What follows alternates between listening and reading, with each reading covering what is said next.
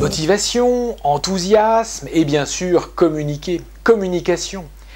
Si vous êtes motivé et que vous avez potentiellement le ressort intrinsèque prêt à l'emploi, j'ai envie de dire, et que l'enthousiasme est là, bien évidemment, c'est votre capacité à communiquer qui fera la différence. Lorsque l'enthousiasme traverse la communication, eh bien, elle amène cette communication à conduire une action, à transporter un groupe, à donner envie. Tout simplement parce qu'elle est attirante, positive et dynamisante. Il y aura bien sûr dans cette communication les facteurs verbaux, mais il y aura aussi les facteurs non verbaux. Et nous allons découvrir dans quelques instants que les facteurs non verbaux seront plus importants que les facteurs verbaux dans la réalité et dans la mémorisation d'un message au niveau d'une équipe ou d'une personne. Dans l'impact d'un message, nous allons distinguer trois niveaux, trois sous-ensembles. Le premier de ces sous-ensembles concerne ce que l'on dit. Autrement dit, c'est le choix des expressions que l'on a, ce sont les mots que l'on emploie. Ça comptera grosso modo dans l'impact de votre message pour 7%. 7% de ce que vous direz, 7% de l'impact de votre message. Ce n'est pas énorme. Et pourtant, on a tendance, peut-être trop souvent dans le monde de l'entreprise, à préparer ou à trop préparer ce que l'on doit dire à un groupe ou une équipe. Mais ce ne sera pas l'essentiel dans l'impact du message. 38% de cet impact sera lié à l'intonation. La façon dont vous direz les choses comptera plus que ce que vous direz. C'est étonnant, mais c'est comme ça.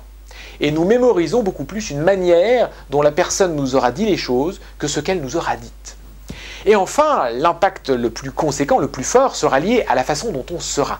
55% de l'impact du message sera lié aux attitudes physiques, sera lié à la manière dont vous serez. Et cette attitude physique prend le pas, j'ai envie de dire, sur les deux niveaux inférieurs, les 38 et les 7%. Pensez-y, parce que peut-être que trop souvent dans le monde de l'entreprise, on a une vigilance peut-être trop portée sur ce que l'on doit dire, sur le formatage d'un message, sur la préparation d'un message ou la préparation d'une allocution, la préparation d'une animation, la préparation d'une réunion. Et il est important de préparer, bien sûr. Mon propos n'est pas de vous dire allez-y et tout se passera bien. Non, mon propos est de vous dire préparez, oui, mais pas trop. Gardez bien en tête que ce qui fera la différence dans la réalité par rapport à l'enthousiasme que vous traduirez, ce sera la façon dont vous serez.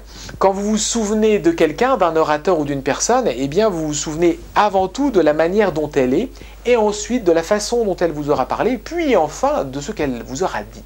Et la magie s'opère lorsque l'enthousiasme est présent, puisque l'enthousiasme remplit le manager, le superviseur, l'animateur d'équipe, le remplit d'une forme d'énergie qui se véhicule beaucoup plus par sa façon d'être et d'occuper un espace que par ce qu'il dira.